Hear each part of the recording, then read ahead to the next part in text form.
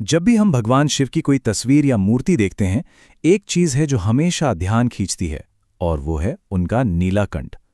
अब यह सिर्फ एक कलाकारी नहीं है, नहीं, इसके पीछे एक बहुत ही गहरी, एक ऐसी कहानी छिपी है जिसने, आप मानेंगे नहीं, पूरे ब्रह्मांड को बचाया था। तो चलिए, आज इसी रहस्य से पर्दा उठाते हैं। तो सवाल सीधा सा है, देवों के देव महादेव को नीलकंठ क्यों कहते हैं? मतलब नीले कंठ वाला? देखिए, इसका जवाब ना किसी जंग की कहानी में नहीं है, ना ही किसी घोर तपस्या में। इसका जवाब तो एक ऐसी महान घटना में है जिसने पूरे ब्रह्मांड को मथ कर रख दिया था। तो नीलकंठेश्वर महादेव, ये कहानी उस समय की है जब पूरा का पूरा ब्रह्मांड समझिए दांव पर लगा था। और इसकी शुरुआत हुई एक, कह सकते हैं, एक बहुत ही बड़ी, एक बहुत ही एम्बिशियस योजना से। जी हाँ, इस महान घटना का नाम है समुद्र मंथन। एक ऐसा वक्त जिसकी कोई मिसाल नहीं मिलती, जब देवता और असुर, जो कि एक दूसरे के कट्टर दुश्मन थे, दोनों ने मिलकर फैसला किया कि वो विशाल क्षीर सागर को मथेंगे। और क्यों? अमरता का अमृत पाने के लिए। ब्रह्मांडीय सागर का मंथन। तो आखिर इस जबरदस्त काम में कौन कौन साथ आया, और वो हासिल क्या करना चाहते थे? अब सोच कर देखिए, एक तरफ थे देव यानी देवता, और दूसरी तरफ असुर, मतलब दो ऐसी ताकतें जो हमेशा एक दूसरे के खिलाफ खड़ी रहती हैं। लेकिन इस एक काम के लिए वो सब साथ आ गए, और मकसद सिर्फ एक था, क्षीर सागर के अंदर से अमृत निकालना, वो नेक्टर जो अमर बना देता है। और देखिए, ये कोई छोटा मोटा काम नहीं था। जरा इसकी विशालता की कल्पना कीजिए।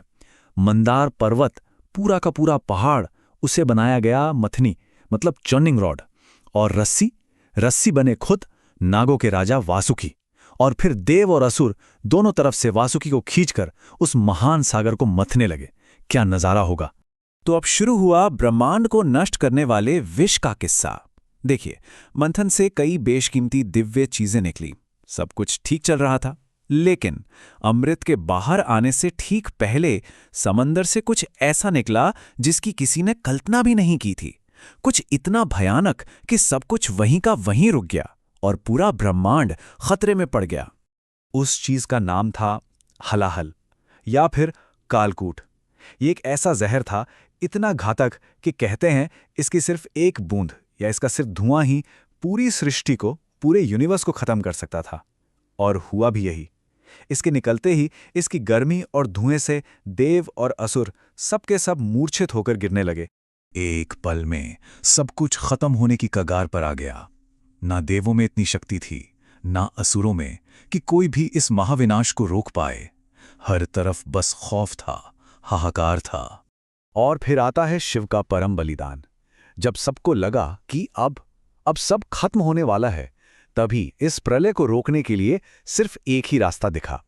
एक ही ऐसी शक्ति थी जो इस विनाश को भी अपने अंदर समा सकती थी, और वो थे भगवान शिव। जब सृष्टि को बचाने की कोई और उम्मीद नहीं बची, तो देव और असुर दोनों एक साथ महादेव के पास पहुंचे। सबने मिलकर उनसे प्रार्थना की कि इस महासंकट से वही बचा सकते हैं। और जानते हैं महादेव ने क्या किया?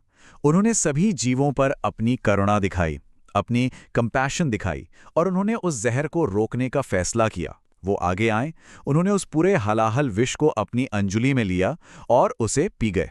पर रुकिए, कहानी अभी बाकी है।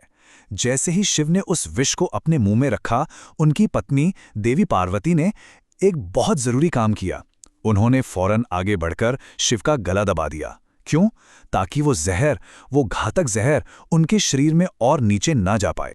और देवी पार्वती के इस काम से वो सारा का सारा जहर शिव के गले में ही रुक गया।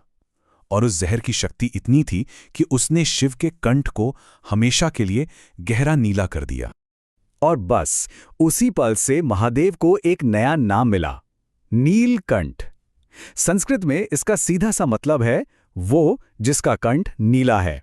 और ये नाम उनके उस महान बलिदान और उनकी करुणा का सबसे बड़ा प्रतीक बन गया। तो अब समझते हैं नीलकंठ का असली मतलब। देखिए, ये कहानी सिर्फ एक घटना नहीं है, इसका एक बहुत ही गहरा सिंबॉलिक मीनिंग है। एक ऐसा मतलब जो आज भी हम सब के लिए बहुत मायने रखता है। तो शिव का ये जो नीलाकंठ है ना, ये सिर्फ एक पहचान नहीं है, ये प्रतीक है बलिदान का, ये प्रतीक है इस बात का कि कैसे आप नेगेटिविटी को कंट्रोल कर सकते हैं। ये प्रतीक है डिवाइन कंपैशन का, मतलब सभी के लिए करुणा का। और ये प्रतीक है दुनिया के जहर से, दुनिया की बुराइयों से ऊपर उठने का। अगर हम इसे आध्यात्मिक नजरिए से देखें तो ये जो हलाहल विष है, ये असल में हमारे अंदर की नेगेटिविटी, हमारे अंदर की नफरत, गुस्सा और दर्द का प्रतीक है। शिव का ये काम हमें सिखाता है कि इस जहर को बाहर दुनिया में फैलाने के बजाय उसे कैसे अपने अंदर ही कंट्रोल किया जाए और ट्रांसफॉर्म किया जाए। और जानते हैं, ये एक जीवंत विरासत है। ये कहानी सिर्फ पुरानी किताबों तक ही सीमित नहीं है, नहीं, ये आज भी एक लिविंग ट्रेडिशन है। एक ऐसी परंपरा जिसे पूरे भारत में अलग अलग जगहों पर और अलग अलग तरीकों से आज भी याद किया जाता है। जैसे कि ऋषिकेश के पास 1330 मीटर की ऊंचाई पर एक बहुत ही प्रसिद्ध मंदिर है, नीलकंठ महादेव मंदिर।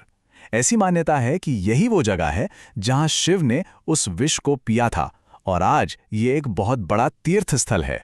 और एक और बात, श्रावण के महीने में जो हम शिवलिंग पर जल चढ़ाते हैं ना, वो परंपरा भी सीधी सीधे इसी घटना से जुड़ी है।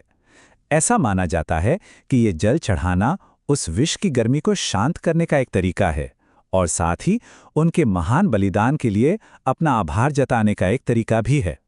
इस कहानी का एक बहुत ही गहरा आध्यात्मिक संदेश भी है। देखिए, कहा जाता है कि जब हम ध्यान में बैठते हैं तो सबसे पहले हमारे अंदर का जहर ही बाहर आता है, मतलब हमारी सारी नेगेटिविटी सतह पर आ जाती है, और हमें शिव की तरह ही उसे परमात्मा को सौंप देना सीखना चाहिए, ताकि वो हमें अंदर से खत्म ना कर दे। तो नीलकंठ की ये कहानी हमें एक बहुत ज़रूरी सवाल के साथ छोड़ जाती है।